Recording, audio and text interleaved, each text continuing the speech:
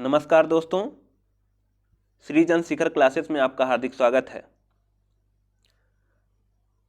मध्यकालीन भारत हमारा समाप्त हो चुका था। आज का हमारा टॉपिक आधुनिक भारत का इतिहास है। वीडियो को आप लोग ज़्यादा से ज़्यादा शेयर करिए। चलिए स्टार्ट करते हैं आधुनिक भारत का इतिहास, जिसमें हमारा पहला टॉपिक है मुगल साम्राज्य का पतन और स्वायत्त राज्यों का उदय। पहला क्वेश्चन है प्लासी युद्ध। प्लासी युद्ध के पश्चात बिहार प्रांत का उपदीवान कौन नियुक्त हुआ था? ठीक है, पहली बात आपको यह भी याद रखना है कि प्लासी का युद्ध कब हुआ था। ठीक है, प्लासी का युद्ध 23 जून 1757 ईस्वी में हुआ था। ठीक है, जो रॉबर्ट क्लाइव और सिराजुद्दौला के बीच में लड़ा गया था प्लासी का युद्ध, और इसमें उस समय बिहार प्रांत के उपदीवान हमारे राजा सिताब राय थे। कौन थे? राजा सिताब राय। अगला क्वेश्चन है बक्सर के युद्ध में अंग्रेज सेना कौन लड़ी थी? ठीक है, बक्सर के युद्ध में अंग्रेजी सेना कौन लड़ी थी? तो आप बताएंगे कि बक्सर के युद्ध में अंग्रेजी सेना का नेतृत्व हेक्टर मुनरो ने किया था। किसने? हेक्टर मुनरो ने किया था। अब आप ये कमेंट करके बताएंगे बक्सर के युद्ध कब हुआ था। ठीक है, बक्सर का युद्ध कब हुआ था और किनके बीच लड़ा गया था? तो बक्सर का युद्ध हमारा 1764 ईस्वी में लड़ा गया था। किसके बीच में लड़ा गया था? तो नवाब मीर कासिम, नवाब सिराजुद्दौला के बीच, और उसमें मीर कासिम था, और मीर कासिम और सिराजुद्दौला, और विपरीत में कौन था? हेक्टर मुनरो था। ठीक है, बक्सर की युद्ध 1764 ईस्वी में लड़ा गया था। ठीक है, अगला क्वेश्चन है दोस्तों, बंगाल में एक नए भू अभिजात वर्ग की स्थापना की। ठीक है, बंगाल में एक नए भू अभिजात वर्ग की स्थापना किसने की? तो आप बताएंगे कि मीर कासिम ने की। ठीक है, किसने की? मीर कासिम ने। अगला क्वेश्चन है वह पहला भारतीय जो हाउस ऑफ कॉमन्स का सदस्य बना था। हाउस ऑफ कॉमन्स का सदस्य बनने वाला पहला भारतीय कौन था? तो आप बताएंगे कि दादा भाई नौरोजी। ठीक है, दादा भाई नौरोजी हाउस ऑफ कॉमन्स का सदस्य बनने वाले पहले भारतीय थे। अगला क्वेश्चन है हैदर अली ने 1755 ईस्वी में डिंडीगुल में एक आधुनिक शस्त्रागार की स्थापना की थी। आपसे यह भी पूछ सकता है कि आधुनिक शस्त्रागार की स्थापना किसने की थी? तो आप बताएंगे आधुनिक शस्त्रागार की स्थापना हैदर अली ने डिंडीगुल में की थी। कहाँ की थी? डिंडीगुल में की थी। और कब की थी? 1755 ईस्वी में। ठीक है, तो वह स्थापना की थी, तो उसका क्या, उसमें कौन सहायता किया था? तो आप कहेंगे फ्रेंच विशेषज्ञ की सहायता से यह आधुनिक शस्त्रागार का निर्माण हुआ था। फिर से सुनिए कि आधुनिक शस्त्रागार की निर्माण हैदर अली ने डिंडीगुल में की थी। कब की थी? 1755 ईस्वी में। किसके द्वारा? तो फ्रेंच विशेषज्ञों की सहायता के द्वारा। अगला क्वेश्चन है जंतर मंतर का निर्माण किसने किया था? जो जंतर मंतर है वह हमारा राजस्थान राज्य में है। महाराजा जय सिंह के द्वारा जंतर मंतर का निर्माण करवाया गया था। ठीक है, अब हमारा अगला पार्ट स्टार्ट होगा यूरोपीय वाणिज्यिक कंपनियों का भारत में आगमन। ठीक है, चलिए वीडियो को आप लोग शेयर करते रहिए दोस्तों। चलिए देखते हैं इसमें पहला क्वेश्चन, ब्रिटिश ने फ्रांस को भारत में अंतिम रूप से पराजित किया था किस युद्ध में? ठीक है, तो आप बताएंगे कि बांडीवास का युद्ध। पहले आप ये बताइए कि बांडीवास का युद्ध कब लड़ा गया था? तो आप बताएंगे कि बांडीवास का युद्ध हमारा 1760 ईस्वी में लड़ा गया था। ठीक है, बांडीवास का युद्ध कब लड़ा गया था? 1760 ईस्वी में। ठीक, अब पूछ रहा है कि ब्रिटिश में भारत को अंतिम रूप से कब पराजित किया। ठीक है, अब थोड़ा क्वेश्चन को ध्यान से समझिएगा। ब्रिटिश ने फ्रांस को भारत में अंतिम रूप से कब पराजित किया? तो आप बताएंगे कि भारत में अंतिम रूप से ब्रिटिश ने फ्रांस को बांडीवास के युद्ध में पराजित किया, जो 1760 ईस्वी में। इससे ज़्यादा सबसे ज़्यादा इंपॉर्टेंट क्वेश्चन ये है कि बांडीवास का युद्ध कब लड़ा गया था? तो आप बताएंगे कि 1760 ईस्वी में। अगला क्वेश्चन है वह अधिनियम जिसके द्वारा अंग्रेजों ने घोषणा की कि भारत में अधिकारियों की नियुक्ति में राष्ट्रीयता और रंग के आधार पर भेदभाव नहीं होगा। तो आप बताएंगे यह घोषणा 1833 के चार्टर अधिनियम के द्वारा हुई थी। ठीक है, कि हमें भारत में अधिकारियों की नियुक्ति में राष्ट्रीयता और रंग के आधार पर भेदभाव नहीं करना है। ठीक है, अगला क्वेश्चन है दिल्ली दरबार के समय भारत का वायसराय कौन था? ठीक है, दिल्ली दरबार के समय भारत का वायसराय कौन था? तो आप बताएंगे कि लॉर्ड लिटन था। ठीक है, लॉर्ड लिटन था। ठीक है, भारत में ब्रिटिश साम्राज्य के संस्थापक कौन थे? भारत में ब्रिटिश साम्राज्य के संस्थापक कौन थे? तो आप बताएंगे कि लॉर्ड क्लाइव थे। कौन थे? Lord Clive. अब देखिए, अभी ऊपर बताया ना, बांडीवास का युद्ध 1760 ईस्वी में लड़ा गया था। यहाँ देखिए, बांडीवास का युद्ध 1760 ईस्वी में अंग्रेजों के द्वारा लड़ा गया था। किसके खिलाफ लड़ा गया था? तो आप बताएंगे कि 1760 ईस्वी में बांडीवास का युद्ध अंग्रेजों और फ्रांसीसियों के खिलाफ लड़ा गया था। ठीक है, अगला क्वेश्चन है,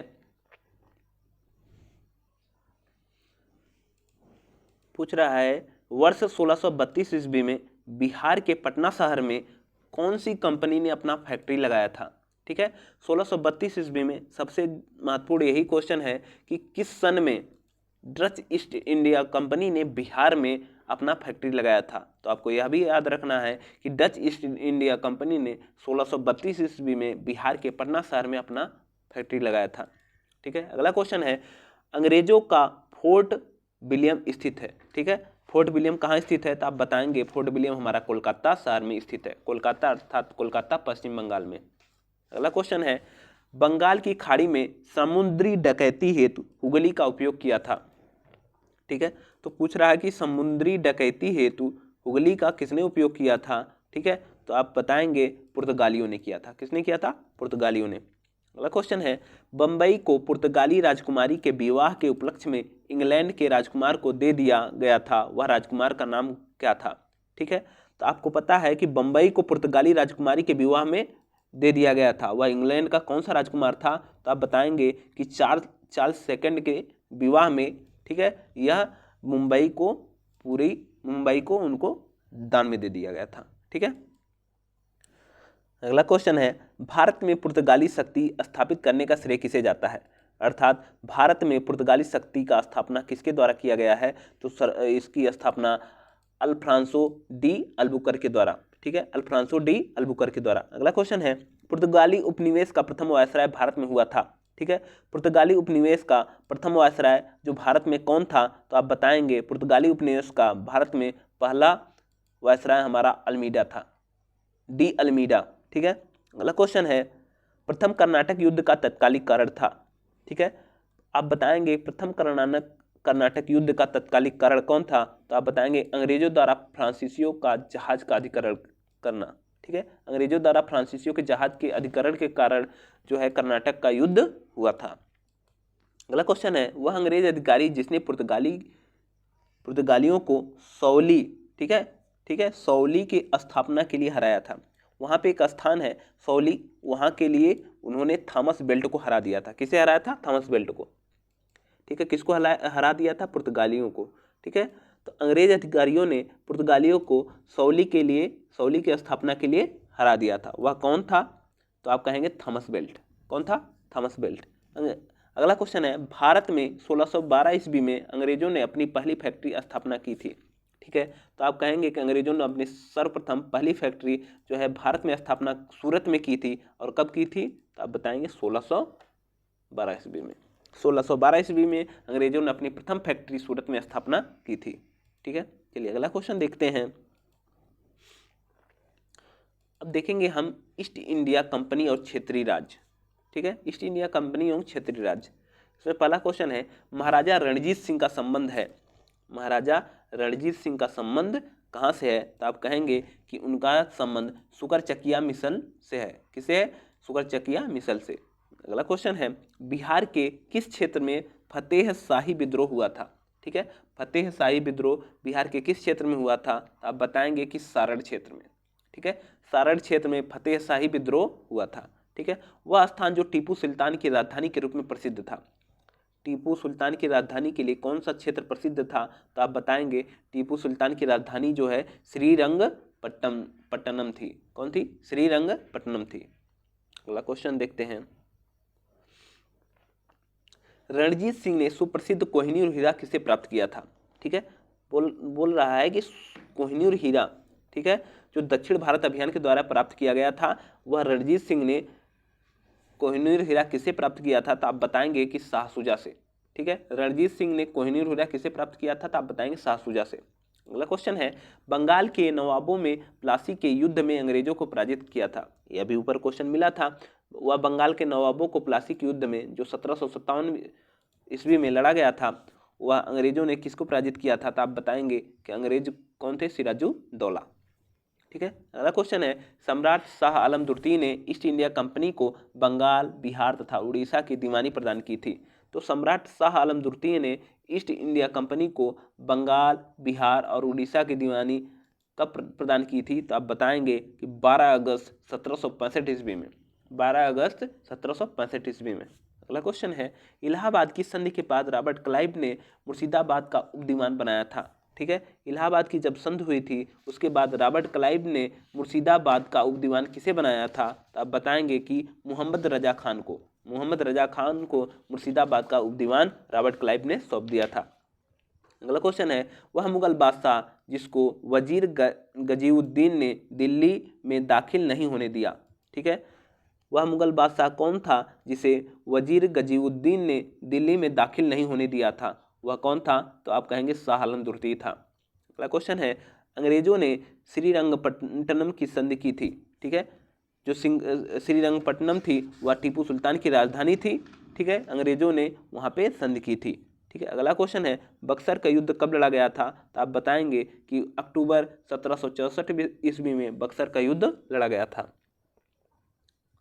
अगला टॉपिक हमारा है ब्रिटिश शासन का भारतीय अर्थव्यवस्था पर प्रभाव। ठीक है। ब्रिटिश शासन का भारतीय अर्थव्यवस्था पर क्या प्रभाव रहा है, इससे हम क्वेश्चन देखते हैं। अगला क्वेश्चन है, किसने कर की नई व्यवस्था, बोल रहा है किसने कर की नई व्यवस्था के विरुद्ध शोषणकारी शक्तियों का विरोध किया था? तो आप बताएंगे कि बिहार के संथालियों ने 1855 से 56 ईस्वी में शोषणकारी शक्तियों का विरोध किया था। किसने? संथालियों ने। ठीक है। कब? 1855 से 56 ईस्वी में। अगला क्वेश्चन है, बंगाल में महलवारी बंदोबस्त प्रणाली की शुरुआत कब हुई थी? ठीक है। महलवारी बंदोबस्त प्रणाली की शुरुआत किसने की थी? तो आप बताएंगे कि महलवारी बंदोबस्त प्रणाली हार्ट मैकेंजी ने किया था। अगला क्वेश्चन है, किसानों को उनकी खेती की जमीन से अलग कर दिया गया। ठीक है। किसानों को उनके खेती के जमीन से, मतलब जिस जमीन पर खेती करते थे, यह बहुत खतरनाक व्यवस्था थी, अंग्रेजों के द्वारा लगाई गई थी। ठीक है। जो किसानों की जमीन थी उसी पर उनको खेती करने नहीं दिया जाता था। ठीक है। तो वह कौन सी व्यवस्था थी? तो वह अस्थाई बंदोबस्त व्यवस्था थी। ठीक है। अस्थाई बंदोबस्त व्यवस्था में किसानों को उनकी खेती की जमीन से अलग कर दिया गया था। अगला क्वेश्चन है, रैयतवाड़ी व्यवस्था प्रारंभिक रूप से प्रारंभ की गई थी। ठीक है। रैयतवाड़ी व्यवस्था प्रारंभिक रूप से कहाँ पे प्रारंभ की गई थी? तो आप बताएंगे कि यह तमिलनाडु क्षेत्र में सर्वप्रथम रैयतवाड़ी व्यवस्था प्रारंभ की गई थी। ठीक है। अगला क्वेश्चन है, भारत के कपास की पैदावार के लिए कृषि विभाग की स्थापना की मांग की थी। ठीक है। तो कह रहा है भारत में कपास की पैदावार के लिए कृषि विभाग की स्थापना की मांग सर्वप्रथम किसने की थी? तो आप कहेंगे मैनचेस्टर कॉटन सप्लाई एसोसिएशन ने। ठीक है। मैनचेस्टर कॉटन सप्लाई एसोसिएशन ने कृषि विभाग की स्थापना के लिए मांग की थी। किस फसल के लिए? तो आप कहेंगे कपास के लिए। ठीक है। अगला क्वेश्चन है, भारत में अंग्रेजी शासनकाल का सबसे भयंकर अकाल पड़ा। ठीक है। भारत में अंग्रेजी शासनकाल का सबसे भयंकर अकाल कब पड़ा था? तो आप कहेंगे सबसे भयंकर अकाल 1876 से 1878 ईस्वी के दौरान भारत में अंग्रेजी शासन के काल के दौरान सबसे भयंकर अकाल पड़ा था। अगला क्वेश्चन है, भारत के लिए अकाल संहिता की सिफारिश किस आयोग के द्वारा की गई थी? अकाल संहिता की सिफारिश हमारे किस आयोग की सिफारिश पे हुई थी? तो आप कहेंगे स्ट्रेची आयोग के द्वारा। अगला क्वेश्चन है, मद्रास में रैयतवाड़ी पद्धति का प्रारंभ किसके द्वारा किया गया था? तो आप कहेंगे थॉमस एवं मुनरो ने। ठीक है।